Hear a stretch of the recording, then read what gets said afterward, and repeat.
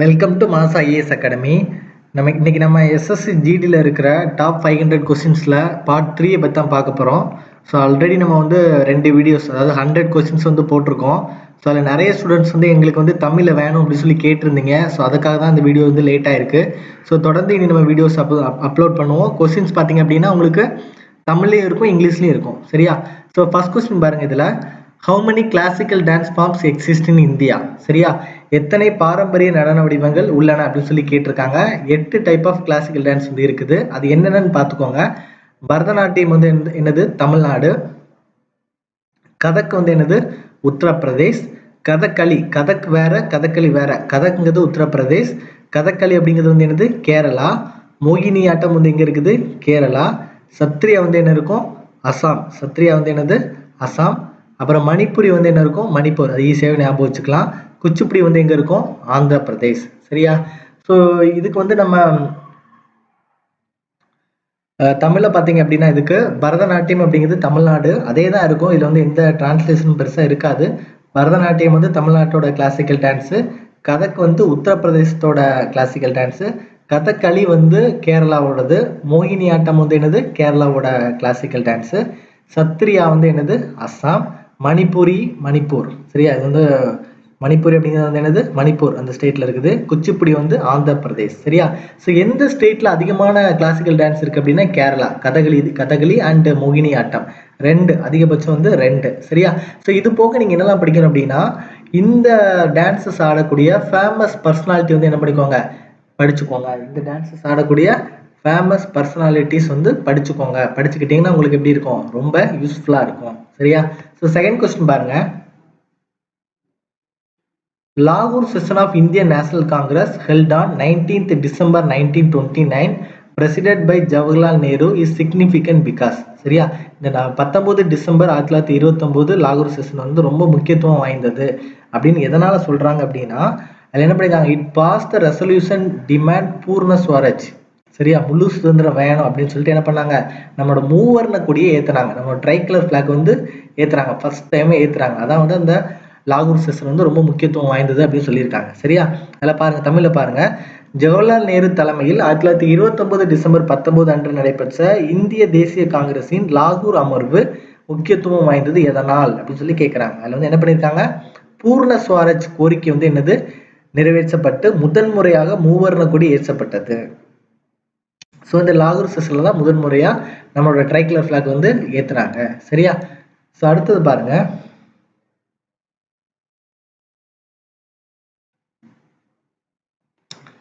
The lowest layer of the atmosphere where air density is highest, which lies up to 16 km above equator and 8 km over polar region where vital atmosphere process like climatic and weather conditions take place is known as அப்படின்னு சொல்லி கேட்டிருக்காங்க. என்ன கொடுத்துருக்காங்க அப்படின்னா தமிழ்ல காற்று அடர்த்தி அதிகமாக இருக்கும் வளிமண்டலத்தின் மிக குறைந்த அடுக்கு. காற்று அடர்த்தி அதிகமாக இருக்கும் வளிமண்டலத்தின் மிக குறைந்த அடுக்கு, லோயஸ்ட் பார்ட். இது வந்து பூமத்திய ரேகைக்கு மேலே 16 கிலோமீட்டர் மற்றும் துருவ பகுதிக்கு மேலே 8 கிலோமீட்டர் வரை உள்ளது. அங்கு காலநிலை மற்றும் வானிலை போன்ற முக்கிய வளிமண்டல செயல்முறைகள் நடைபெறும். அங்கதான் கிளைமேட் சேஞ்சு இதெல்லாமே வந்து நடைபெறும் அப்படின்னு சொல்லி கொடுத்துருக்காங்க. அது என்ன ஸ்பியர் அப்படின்னு சொல்லி கேட்டிருக்காங்க. அது வந்து என்ன ஸ்பியர் அப்படின்னா ட்ரோபோஸ்பியர். அது என்ன ஸ்பியர்? அது ட்ரோபோஸ்பியர். அடுத்த கொஸ்டின் பாருங்க. 1978ல in the year 1978 the amendment eliminated the right to acquire, hold and dispose of property. அதாவது ரைட் டு ப்ராப்பர்ட்டி ஆக்ட் வந்து ஃபண்டமெண்டல் ரைட் வந்து என்ன பண்ணிட்டாங்க? ரிமூவ் பண்ணிட்டாங்க. அதாவது நம்மளோட சொத்து உரிமை இருக்குல்ல, சொத்துக்கான உரிமை, அது வந்து முன்னாடி அடிப்படை உரிமைகள் இருந்துச்சு, ஃபண்டமெண்டல் ரைட்ல இருந்தது. அதை வந்து ரிமூவ் பண்ணிட்டாங்க 1978ல. அது வந்து அடிப்படை உரிமை கிடையாது, அது வந்து ஒரு சாதாரண உரிமை அப்படின்னு என்ன பண்ணிட்டாங்க? ரிமூவ் பண்ணிட்டாங்க. அதற்கான அமௌண்ட் வந்து என்னது? 44th amendment. 44. அப்போ பார்ட்டியோட சொத்து வந்து நமக்கு வந்து இல்லை அப்படின்னு நம்ம ஞாபகம் வச்சுக்கலாம். 44 வருதுல.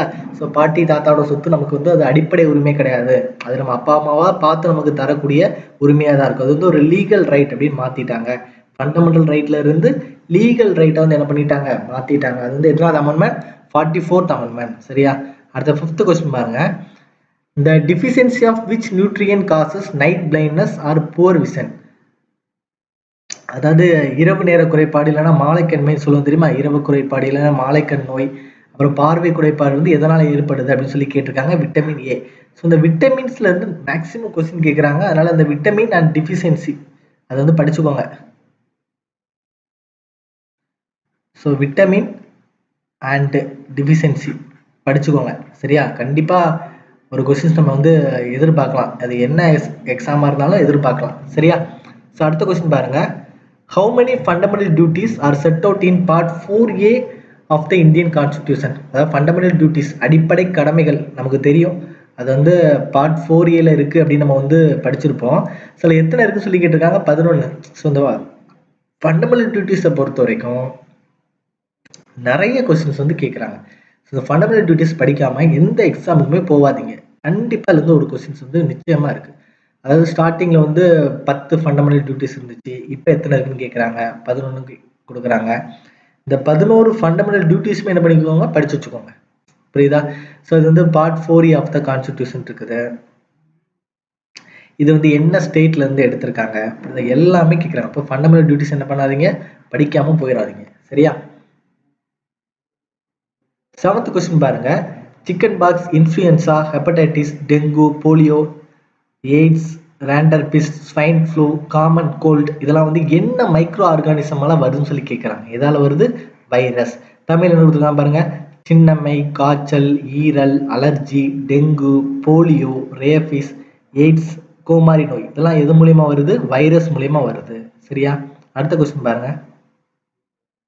Which article related to Jammu Kashmir has been revoked recently? அதாவது ஜம்மு காஷ்மீர் வந்து என்ன ஆர்டிக்கல் வந்து திரும்ப மறுசீரமைச்சு எழுதுறாங்க. அதாவது ஜம்மு அண்ட் காஷ்மீருக்கு கொடுத்த ஸ்பெஷல் ப்ரொவிஷன்ஸ் வந்து கேன்சல் பண்ணிட்டாங்க. கேன்சல் பண்ணிட்டு என்ன பண்ணிட்டாங்க? யூனியன் டெரிட்டரியா மாத்திட்டாங்க. ஸ்டேட்டா இருந்ததை யூனியன் டெரிட்டரியா மாத்திட்டாங்க. சரி, அது என்ன ஆர்டிக்கல்னு சொல்லி கேட்காங்க. ஆர்டிக்கல் 370. சரியா? ஸோ அடுத்த கொஸ்டின் பாருங்க. The total value of goods and services produced in a country during a given period is called. ஒரு குறிப்பிட்ட காலத்துல ஒரு நாட்டில் உற்பத்தி செய்யப்படும் பொருட்கள் மற்றும் சேவைகளோட மதிப்பு என்ன சொல்லுவாங்க அப்படின்னா நேஷனல் இன்கம் சொல்லுவாங்க. நாட்டு வருமானம், தேசிய வருமானம் அப்படின்னு சொல்லுவாங்க. சரியா? அடுத்த பாருங்க. Who wrote Ain-e-Aknari the Akbar Nama அப்படிங்கிறது அக்பரோட பயோகிராஃபியை பத்தி சொல்லக்கூடிய புக். அது யார் எழுதுனாங்க அப்படின்னு சொல்லி கேட்குறாங்க. அக்பரோட வாழ்க்கை வரலாறை பத்தி சொல்லக்கூடிய புக் யார் எழுதுறாங்கன்னு சொல்லி கேட்குறாங்க. அப்துல் ஃபாசல். யாரு? அப்துல் ஃபாசல் அவர் தான் எழுதியிருக்காரு. சரியா? அடுத்த கொஸ்டின் பாருங்க. Who was the chairman of the drafting committee of Indian Constitution? இந்திய அரசியலமைப்புல வரைவு குழுவோட தலைவர் யாருன்னு சொல்லி கேட்குறாங்க. யாரா இருப்பாங்க? Doctor B.R. அம்பேத்கர். சரியா? ஸோ அடுத்த கொஸ்டின் பாருங்க. Oxygen which is vital for life is a product of photosynthesis and come from எதுல இருந்து வருதுன்னு சொல்லி கேட்குறாங்க. ஆக்சிஜன் வந்து இது நமக்கு தெரியும். H2O. சரியா? ஸோ இதை வந்து நம்ம வாட்டர் நம்ம சொல்லுவோம். அதாவது உயிருக்கு இன்றியமையாத ஆக்சிஜன் ஒளி சேர்க்கையின் விளைபொருளாகும். இது டேஸில் இருந்து வருகிறது. அப்போ இந்த H2O நம்ம கொடுக்குற நீர்ல இருந்து தான் நமக்கு என்ன கிடைக்குது? ஆக்சிஜன் வந்து நமக்கு கிடைக்குது. அதாவது செடிகளுக்கு கொடுக்கக்கூடிய நீர் மூலியமா அந்த H2O ரிமூவ் பண்ணிட்டு நமக்கு என்ன கிடைக்குது? ஆக்சிஜன் மட்டும் நமக்கு கிடைக்குது. சரியா? ஸோ அது காரணம் வந்து என்னது? வாட்டர். அதாவது உயிருக்கு இன்றியமையாத ஆக்சிஜன் ஒளி சேர்க்கையின் விளைபொருளாகும். போட்டோசிந்தசிஸோட ஒளி சேர்க்கை நடக்கும் தெரியுமா? அந்த சூரிய ஒளியை எடுத்துக்கிட்டு இல்லைன்னா கார்பன் டை ஆக்சைடை வந்து அதை எடுத்துக்கிட்டு என்ன பண்ணும்? ஆக்சிஜன் வந்து வெளியிடும். CO2 எடுத்துட்டு அந்த என்ன பண்ணும்? O2 வந்து வெளியிடும். சரியா? அதுக்கு காரணம் வந்து என்னது? வாட்டர். சரியா? அடுத்த கொஸ்டின் பாருங்க. The non-cooperation movement which started in September 1920 was withdrawn by Gandhiji due to Chauri Chaura UP incidentல நம்ம நடந்தது வந்து என்னது அப்படின்னு சொல்லி கேட்காங்க. ஒத்துழையாமை இயக்கம் அப்புறம் சௌரி சௌரா காந்திஜியால் எப்போது வாபஸ் பெறப்பட்டது அப்படின்னு சொல்லி கேட்குறாங்க. நான் கோஆபரேஷன் மூவ்மெண்ட் இதெல்லாம் எப்போ வாபஸ் வாங்கலாம்னு சொல்லி கேட்குறாங்க. எப்போ அப்படின்னா 1922 பிப்ரவரி. சரியா? அடுத்த 14th கொஸ்டின் பாருங்க. Which state in India has longest coastline அப்படின்னு சொல்லி கேட்குறாங்க. இந்தியாவில் எந்த மாநிலம் மிகப்பெரிய இல்ல நீளமான கடற்கரையை கொண்டுள்ளது அப்படின்னா வந்து என்னது? குஜராத். குஜராத்துக்கு தான் ரொம்ப லாங்கஸ்ட் கோஸ்ட்லைன் வந்து இருக்குது. சரியா? நெக்ஸ்ட் கொஸ்டின் பாருங்க. Which institution is responsible for calculating the GDP or national income of India?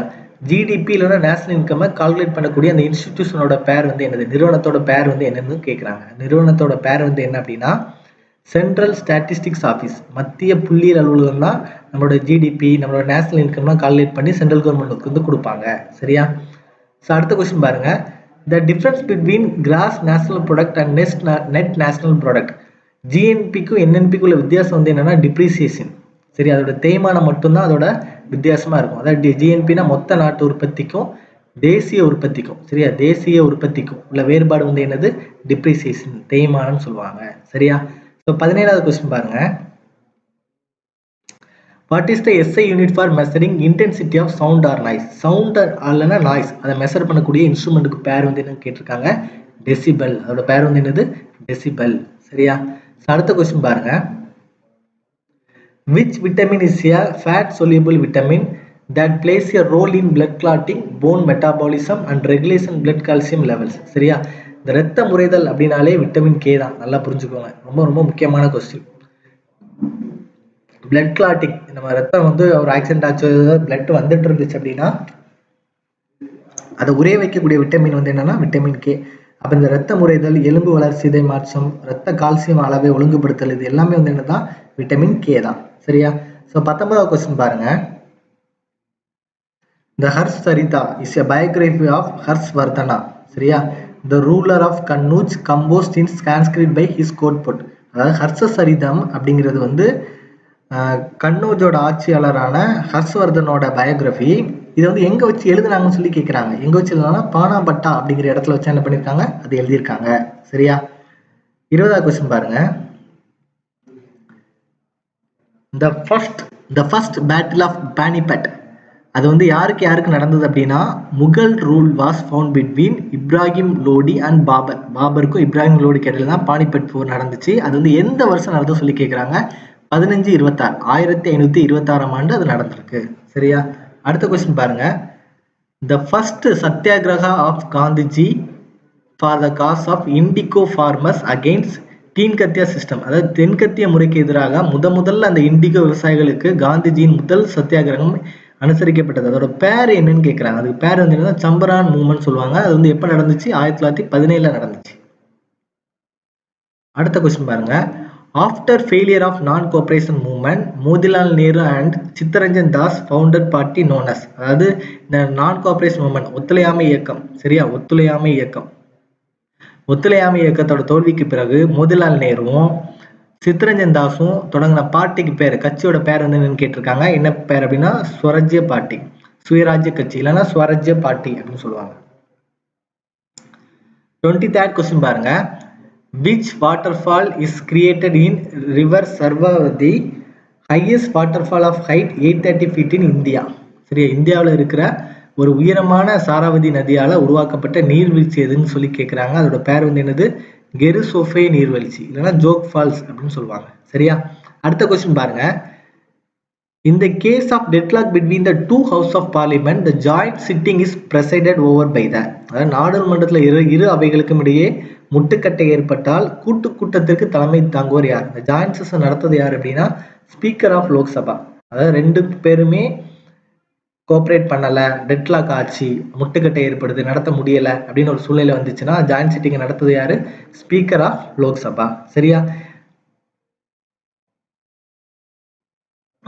The monetary and credit policy is framed announced by, சரியா, பணவியல் மற்றும் கடன் கொள்கை இதை வந்து உருவாக்குறது வந்து யார் அப்படின்னா ரிசர்வ் பேங்க் ஆஃப் இந்தியா. பணவியல் அப்படின்னு வந்துட்டாலே ரிசர்வ் பேங்க் ஆஃப் இந்தியா தான். சரியா? அடுத்த கொஸ்டின் பாருங்க. What is deposited on iron in the process of galvanization? மின்சார உலோக பூசல் செயல்பாட்டில் இரும்பின் மீது வைப்பது எது அப்படின்னு சொல்லி கேட்டிருக்காங்க. என்னன்னா துத்தநாகம். துத்தநாகம் தான் இரும்புக்கு மேல வைப்பாங்க. ஏன்னா துருப்பிடிக்காம இருக்கிறதுக்காக தான் இந்த கால்வனைஸ் வந்து பண்றாங்க. சரியா? அடுத்த கொஸ்டின் பாருங்க. Scurvy disease of skin is caused by deficiency of which vitamin? என்ன விட்டமின் மூலியமா அது ஏற்படுதுன்னு கேட்குறாங்க. விட்டமின் வந்து என்னது? சி. ஸ்கர்வி நோய் வந்து எது மூலியமா ஏற்படுது? விட்டமின் சி மூலியமா ஏற்படுது. சரியா? அடுத்த கொஸ்டின் பாருங்க. Which countries are permanent member of the UN Security Council? UN Security Council, ஐநா பாதுகாப்பு கவுன்சில் இருக்குல்ல, அதுல எந்த நாடுகள் நிரந்தர உறுப்பினராக உள்ளன அப்படின்னா யுஎஸ், யூகே, அப்புறம் Russia,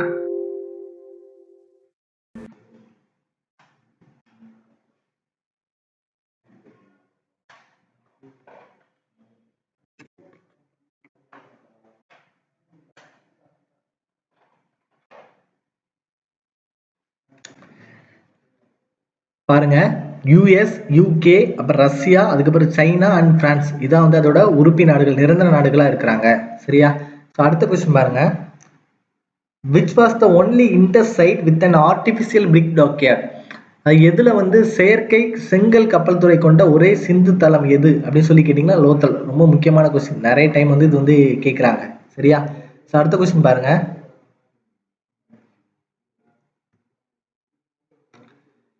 which Governor General of India abolished sati system in 1829 by declaring it an offense? சரியா? சதி, அதாவது நம்ம சதி முறை சொல்லுவாங்களா, இறந்தவங்களோட மனைவியை தூக்கி என்ன பண்ணுவாங்க, அதே சிதையில போட்டு எரிச்சிருவாங்க. அந்த சதி முறையை வந்து ஒழிச்சது யாரு அப்படின்னு சொல்லி கேட்டீங்கன்னா William Bentinck.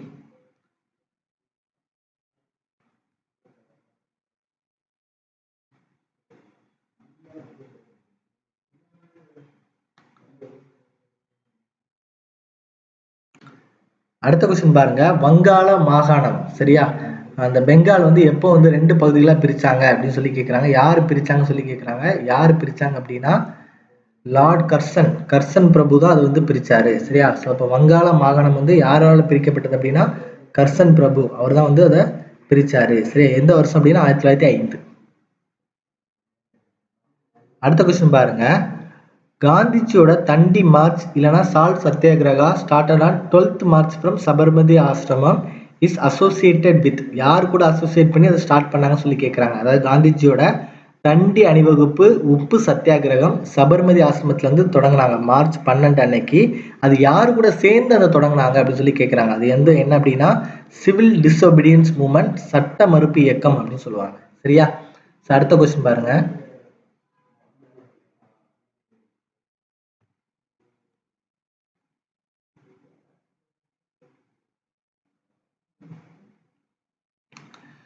who founded the Gather Party in San Francisco in the USA? சரியா? சான் பிரான்சிஸ்ல இந்த கதிர் அப்படிங்கிற கட்சியை நிறுவியர் யார் அப்படின்னு சொல்லி கேட்குறாங்க. அதோட பேர் யார் அப்படின்னா லாலா ஹர்தயால் அண்ட் சோகன் சிங் பாக்னா, இவங்க 2 பேர் தான் அந்த கட்சி வந்து என்ன பண்ணியிருக்காங்க, நிறுவியிருக்காங்க.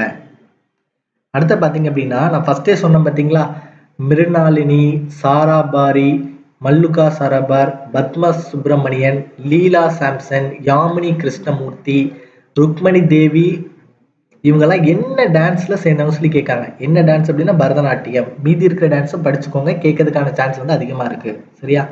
அடுத்த கொஸ்டின் பாருங்க, all the interacting organism biotic and abiotic components வந்து சேர்ந்து எதை உருவாக்க சொல்லி கேட்குறாங்க. அதாவது உயிரற்ற காரணிகளும் உயிருள்ள காரணிகளும் சேர்ந்து உருவாக்குறதுக்கு பேர் தான் ஒரு சுற்றுச்சூழல் அமைப்புன்னு சொல்லுவாங்க. என்ன சொல்லுவாங்க, எக்கோசிஸ்டம். சரியா? அடுத்த கொஸ்டின் பாருங்க, from which country did the Indian Constitution borrow the idea of Directive Principles of State Policy? DPSP, Directive Principle of State Policy, அதான் சொல்லுவாங்க DPSP. எந்த நாட்டோட அரசியலமைப்புல இருந்து வாங்கினாங்கன்னு சொல்லி கேட்குறாங்க. எந்த நாட்டோட அரசியலமைப்பு வாங்கினாங்க, அயர்லாந்துல இருந்து வாங்கினாங்க. சரியா? அடுத்த கொஸ்டின் பாருங்க,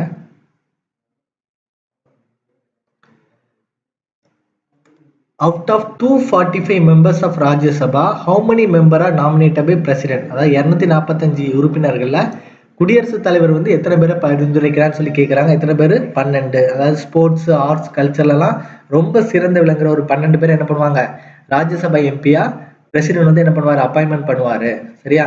அடுத்த கெமிக்கல் நேம் ஆஃப் வினிகர், வினிகரின் வேதியியல் பெயர், அது வந்து என்னன்னா அசிட்டிக் ஆசிட். இதே மாதிரி நம்ம உப்புக்கு வந்து சோடியம் குளோரைன் தெரியும். ஸோ காமனாக யூஸ் பண்ணக்கூடிய கெமிக்கல் நேம்லாம் படிச்சுக்கோங்க.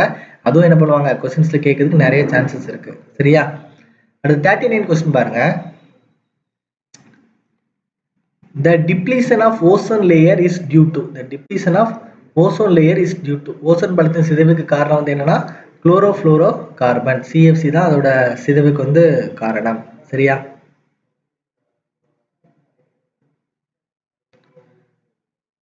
the chemical name of laughing gas, அதாவது சிரிப்பு வாயு அப்படிங்கிறதோட கெமிக்கல் நேம் வந்து என்னன்னு சொல்லி கேட்டிருக்காங்க, நைட்ரஸ் ஆக்சைடு. நைட்ரஸ் ஆக்சைடு இதுக்கு பேர் தான் வந்து என்னது, சிரிப்பு வாயு அப்படின்னு சொல்லியிருக்காங்க.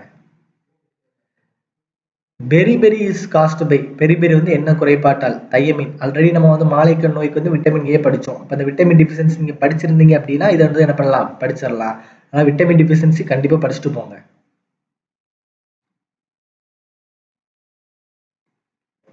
Penicillin, one of the world's first antibiotics was discovered by, உலகின் முதல் நுண்ணுயிர் எதிர்ப்பிகளில் ஒன்றான பென்சிலின் யாரால் கண்டுபிடிக்கப்பட்டது சொல்லி கேட்குறாங்க. யாரால் கண்டுபிடிக்கப்பட்டது? Alexander Fleming. சரியா?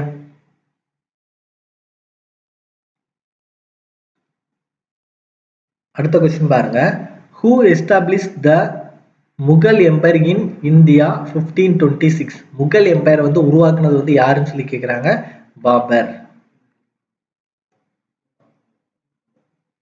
Permanent revenue settlement of Bengal was introduce by. இந்த பெங்கால் வந்துட்டாலே இந்த கார்ன்வாலிஸ் தான். அந்த நிரந்தர வருவாயை கொண்டு வந்தது யாரு? கார்ன்வாலிஸ். அப்புறம் குவைட் இந்தியா மூவ்மெண்ட், அந்த போராட்டம் போது டூ ஆர் டைன்னு சொன்னது யாரு? செய் அல்லது செத்து மடி அப்படின்னு சொன்னது யாரு? மகாத்மா காந்திஜி.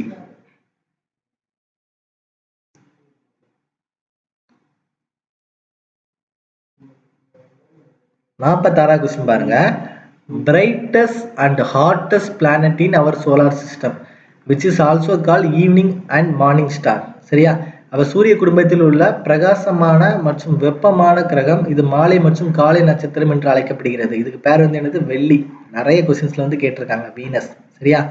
ஸோ நீங்க இந்த வீடியோ பார்த்துட்டு இருந்தீங்க அப்படின்னா கண்டிப்பா இந்த வீடியோக்கு ஒரு லைக் பண்ணுங்க. சரியா? நீங்க பண்ற லைக் தான் என்னோட சேலரியா இருக்கும். புரியுதா? ஸோ நீங்க பண்ணக்கூடிய இந்த லைக்கு, அதுக்கப்புறம் சப்ஸ்கிரைப் மட்டும்தான். ஏன்னா நான் உங்களுக்குன்னு ஒரு டைம் ஸ்பெண்ட் பண்ணி நான் வந்து உங்களுக்கு ஒரு வீடியோ எடுத்தாரேன். சரியா? ஸோ இதுக்கு நீங்க எனக்கு ஃபீஸ் தரணும். அந்த ஃபீஸ் தான் வந்து என்னது?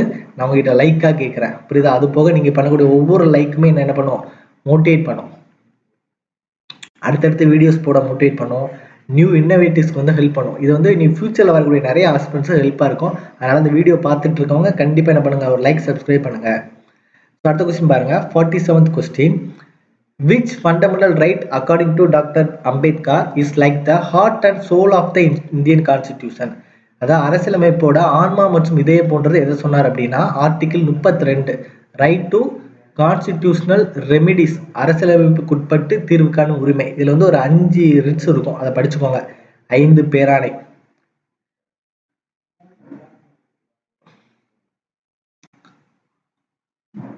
அடுத்த கொஸ்டின் பாருங்க. A writ issued by the Supreme Court compelling a quasi-judicial public authority to perform its mandatory duties அப்படின்னு சொல்லி கேட்டிருக்காங்க. ஒரு நீதித்துறையோட அந்த கட்டாய கடமையை செய்ய, அவன் கடமையை செய்ய நிர்பந்திக்கும். இல்லைன்னா ஒரு அரசு அமைப்பு வந்து அதோட கடமையை செய்ய நிர்பந்திக்கும் வந்து முறைக்கு பேர் வந்து என்னன்னா மேண்டமஸ். சரியா? இதே மாதிரி ஹெபியஸ் கார்பஸ் இருக்கும், கியூ வாரண்டா இருக்கும். அந்த 5 ரிட்ஸ் என்ன பண்ணிக்கோங்க? படிச்சுக்கோங்க. In Parliament, who takes the final decision on whether a bill is money bill or not? அதாவது பார்லிமெண்ட்ல ஒரு பில் வந்து மணி பில்லா இல்லையா அப்படின்னு யாரு சொல்லுவாங்க அப்படின்னா ஸ்பீக்கர் தான் சொல்லுவாரு. சரியா? ஸோ அடுத்த கொஸ்டின் பாருங்க. In case the President of India wants to resign, he would address his resignation to the, அதாவது பிரசிடென்ட் ஆஃப் இந்தியா வந்து ரிசைன் பண்ணிட்டு போயிட்டார் அப்படின்னா அந்த ரிசைனேஷன் வந்து யார்கிட்ட கொடுக்கணும் அப்படின்னு சொல்லி கேட்குறாங்க. குடியரசுத் தலைவர் வந்து ராஜினாமா பண்றாரு அப்படின்னா அவர் லெட்டரை யாரு கொடுப்பான்னு சொல்லி கேட்குறாங்க. அவர் லெட்டரை யாரு கொடுப்பாங்க அப்படின்னா வைஸ் பிரசிடென்ட் ஆஃப் இந்தியா, இந்தியாவோட துணை ஜனாதிபதி கொடுப்பாரு. ஒருவேளை இவர் வந்து பதவி விலகிறாரு அப்படின்னா துணை ஜனாதிபதி தான் அடுத்த பிரசிடென்டா வருவாரு. இவரும் இல்லை அப்படின்னா யார் வருவாங்க? சீஃப் ஜஸ்டிஸ் ஆஃப் இந்தியா வந்து என்ன பண்ணுவாரு? பிரசிடென்டா வருவார். சரியா? ஸோ நான் ஃபர்ஸ்டே சொன்ன மாதிரி தான் அந்த வீடியோ உங்களுக்கு வந்து பிடிச்சிருந்துச்சுன்னா லைக் பண்ணுங்க. ஸோ இதே மாதிரி நம்ம தொடர்ந்து வீடியோ வேணாலும் நம்ம சேனலை என்ன பண்ணிக்கோங்க? சப்ஸ்கிரைப் பண்ணிக்கோங்க. அப்போ தான் நமக்கு தொடர்ந்து என்ன பண்ண முடியும்? வீடியோஸ் வந்து அப்லோட் பண்ண முடியும். தேங்க்யூ ஸோ மச் ஃபார் வாட்சிங்.